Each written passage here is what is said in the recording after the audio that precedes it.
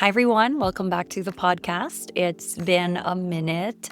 The past few months have been so busy. I took a break from coaching. I took a break from, creating episodes for my podcast while my kids were on summer break last June.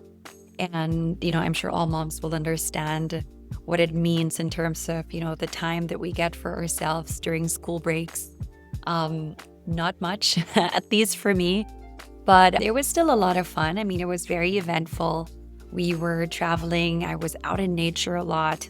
We had a lot of family time, a lot of adventures. And, although I was hoping to get some pockets of time to do some podcast episodes, it wasn't the easiest. I really tried to make it work, but I guess it really just wasn't the time to share with you guys. Just to give you guys a context, I love our summer breaks. It's the one vacation that I really look forward to in the year because, our summers are always spent in nature. It's our time to unplug.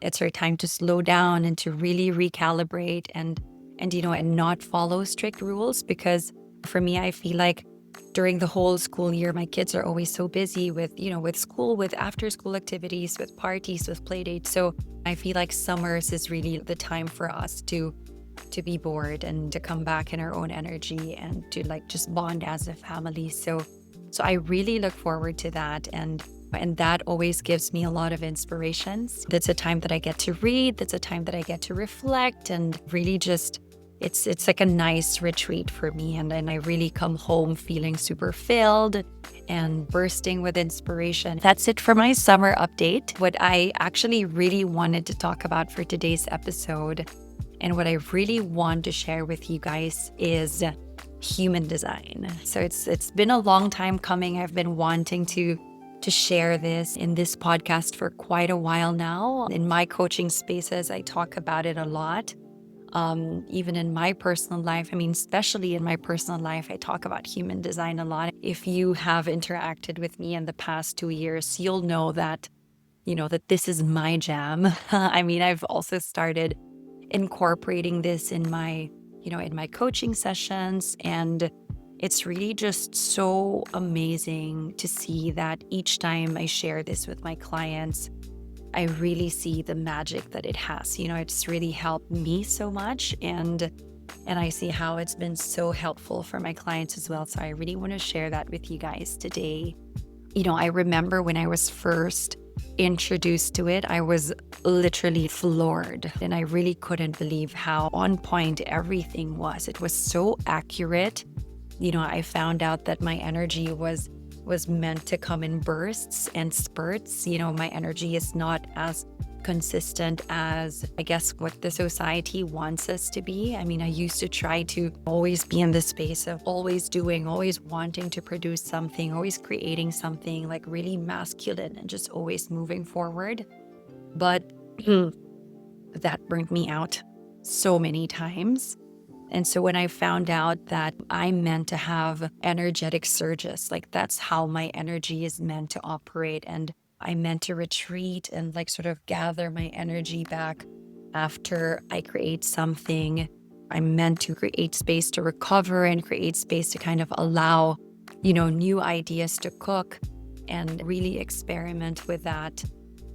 Wow, the amount of freedom that I felt was just something that has been so powerful, not just for my career, but also especially in my personal life, as a mom, as a wife, as a daughter, as a friend. So since then, it's really been so integral in my own personal growth. I've always incorporated my knowledge in human design.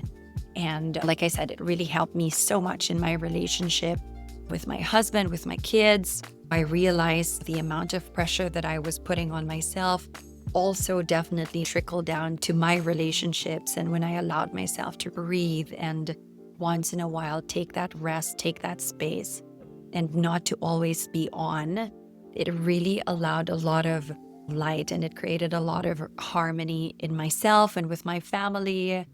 But yeah, most especially with myself, right? Which when that was taken care of, that relationship and that harmony that I was able to cultivate with myself, it really had a ripple effect.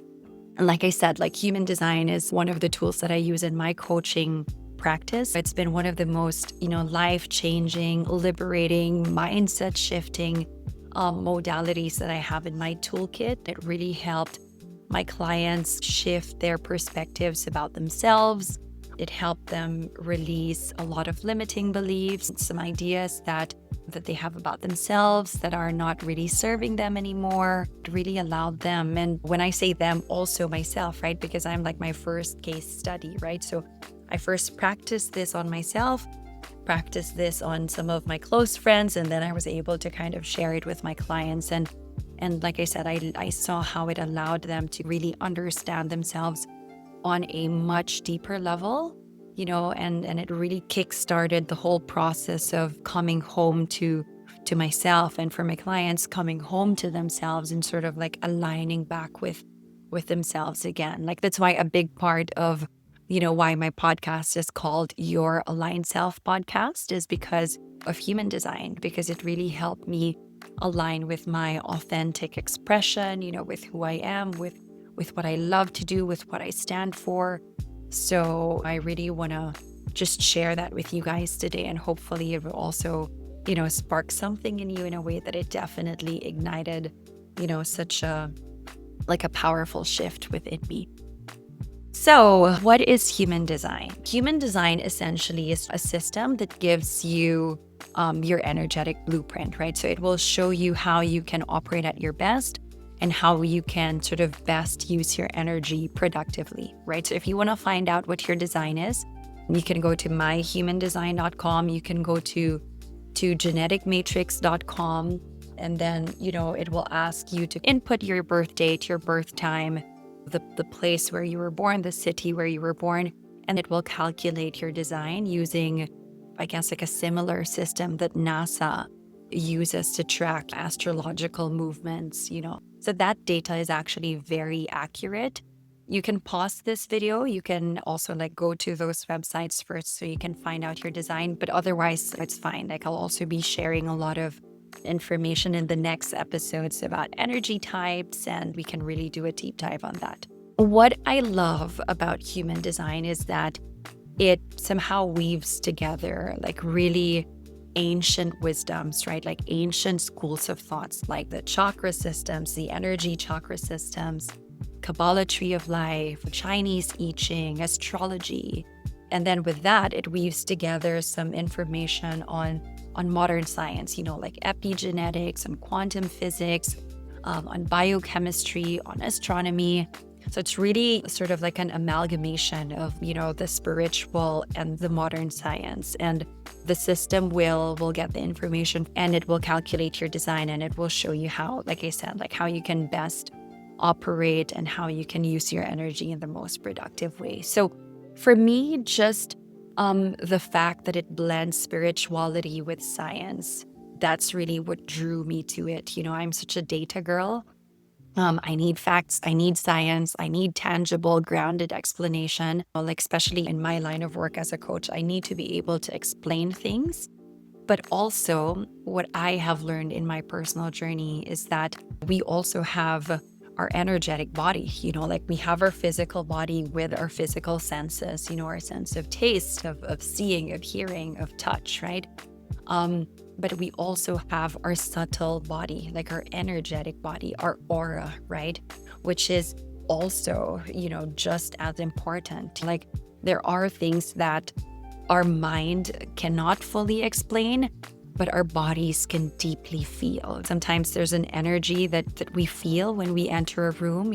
Sometimes it feels, it feels heavy, or it feels like there's tension in the room, or the vibe that you get when you meet someone for the first time and you feel, just really at ease with that person. Or on the flip side of that, you meet someone for the first time and you just know that there's something off.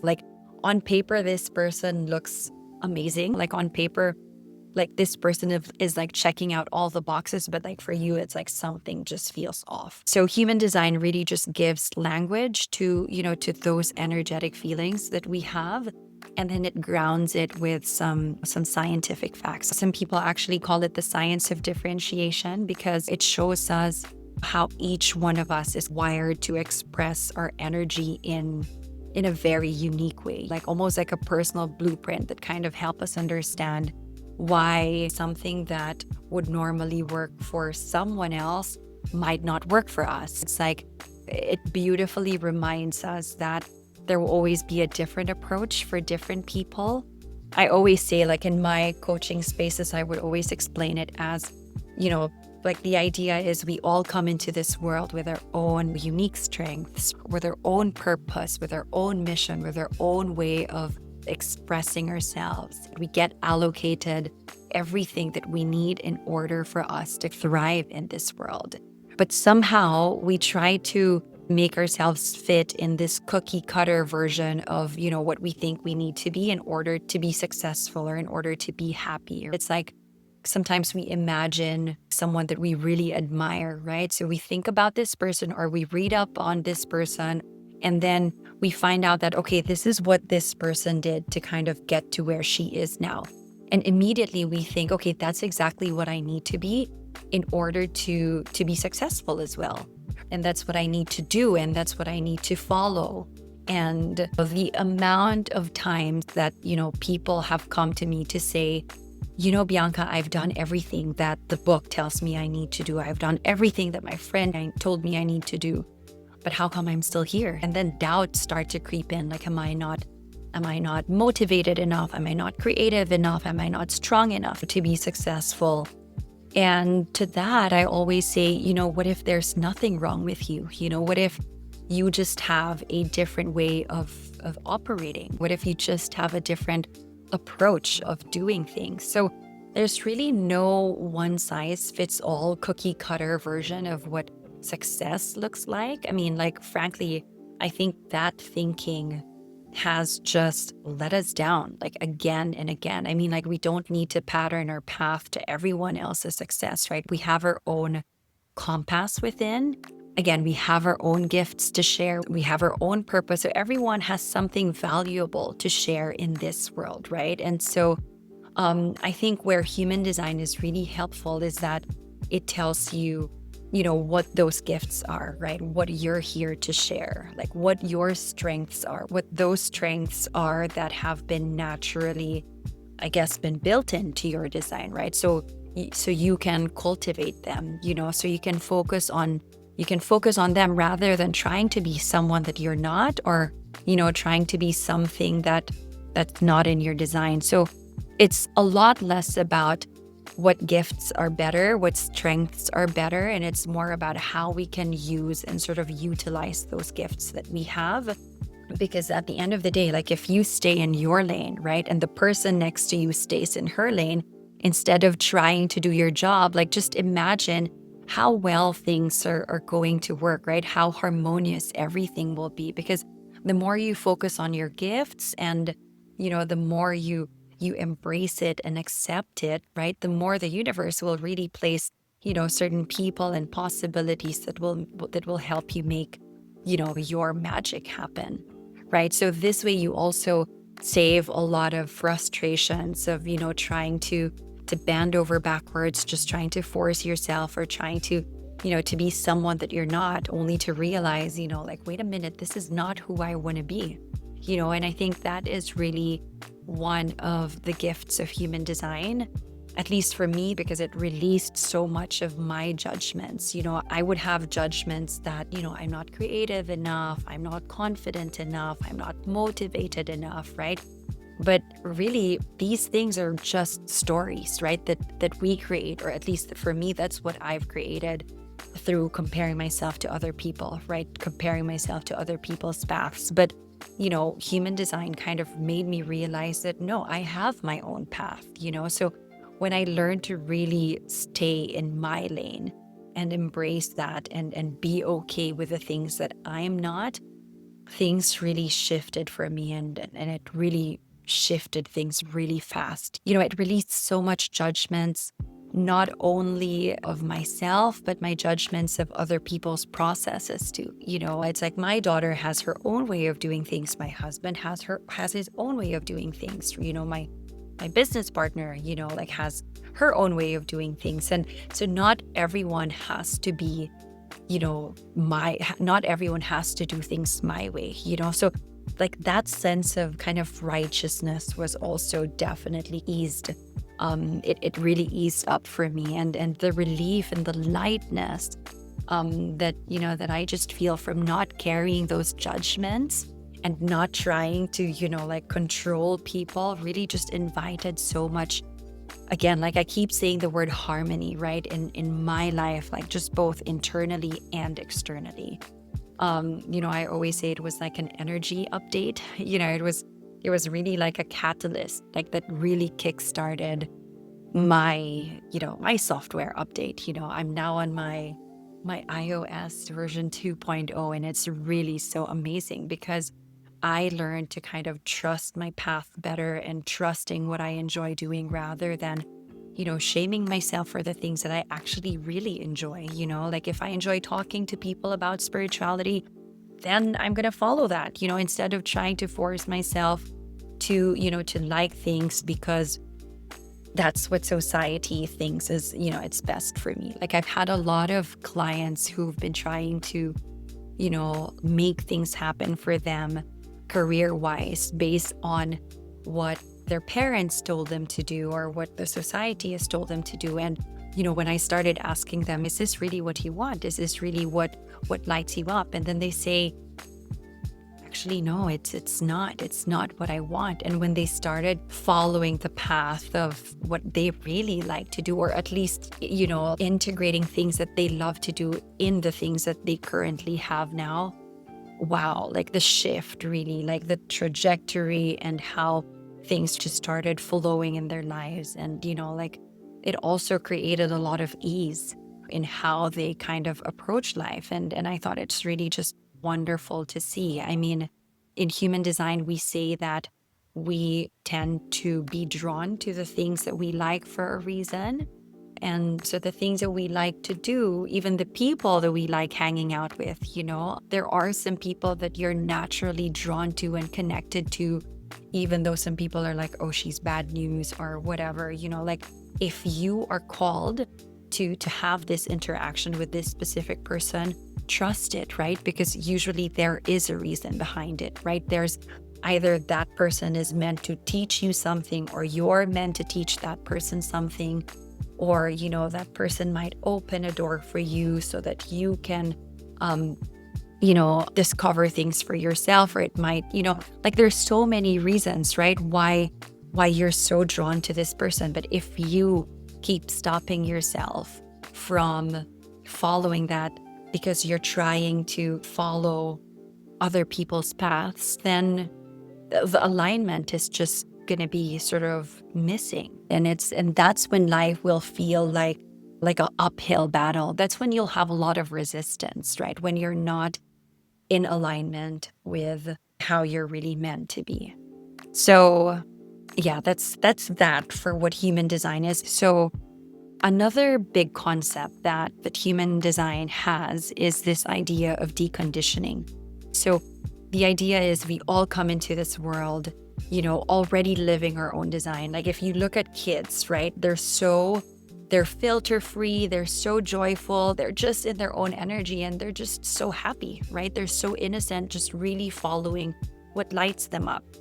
But what happens is well-meaning parents try to kind of mold us into, the person that they think we need to be in order to be loved. Or, sometimes society, in general gives us this messaging that you have to be X in order to be accepted, or you have to be this way so that you will be respectful, or so that you have to be successful. And, although, like I said, this is all well-intentioned, like all they want is for you to, to integrate in the society well, and for you to like maybe have a good life for yourself. But sometimes what that can do is it can pull you away from your path. So conditioning is basically how we think we should live, right? What we should do, the stories and the beliefs that we've inherited that tend to, block us and limit us, right? So these are the coping mechanisms also that we tend to do to, self-sabotage, right? So if you want to know what your conditioning is, it's what the society or what your culture or your familial culture tells you need to be in order to fit in, right? Or in order to succeed. And human design really just makes it quite obvious, to us, the patterns that we tend to fall into, so we can start to be aware and we can, start shifting it. So a lot of the work that we do in human design, or at least in my human design session, is about releasing belief systems or the messagings that have been passed on to us or that we've received either growing up or, from our past wounds. Like if you have a boyfriend and you kind of got hurt in that experience, it creates some messaging and then that becomes the story that you tell yourself, right? So the journey is really about, releasing all the identities and all the expectations and the messaging that you've gotten so used to doing, but never felt true for you, or, or ways of being that don't necessarily feel right for you, but you just keep doing it because that's what society tells you you need to be. So a lot of my clients actually say that, this whole process of exploring their human design is like a process of coming home to themselves. It's like shedding all the layers and the masks of who we think we need to be so that we can give our souls a chance to do what it really wants to do when we allow it, right? So with this, I would always ask my clients, like, what expectations are you trying to meet? Like, are you trying to follow other people's rules and other people's standards that might be taking you further away from where you're meant to be? One other thing that I also ask is, do you find yourself saying, oh, what's the right way to do this? Or what's the right way to approach this situation? What's acceptable? What's normal? So in human design, it's less about all of that. It's less about conforming, and it's more of really going inward and asking yourself, okay, what feels aligned for me? Like what works for me? How am I naturally designed to overcome and to navigate this situation? So I guess just to wrap this all up, I think at its core, I think human design is about getting to know what is that aligned version of yourself, right? What that looks like. Like, where do you feel aligned? Where do you feel the resistance? And when you start sort of learning that about your design, like how your body is wired, what most people say is that it gives them the permission to be who they really are and do what they're really drawn to doing in a way that feels just right for them. And that is what gives us confidence. It gives us that self permission to stand in your own power instead of just constantly always doubting yourself. So that's a lot. I'm going to stop here first. I think that's a good place to pause and, sort of allow yourself to digest the information for now. Next week, I'll be talking about energy types. Let me know if this is something that interests you. Like I said, in the coming episodes, I'm going to be breaking down different layers of human design. And if you have any questions at all, if you have any comments, just feel free to send me a message. I'll also be opening my human design circle real soon, which is super exciting. I'm really, really excited for that. I will be releasing the dates, and I'll also be offering some early bird, rates in my Instagram soon. So watch out for that. If a group setting isn't your thing, but you still want to learn about your design, and if you still want to do a deep dive, I still have a few one-on-one coaching sessions next month. So yeah, just feel free to reach out and send a message if you're being called to do that, and we can set something up. So that's it for today. Thank you so much for listening. I will see you next time. In the meantime, here's to your alignment.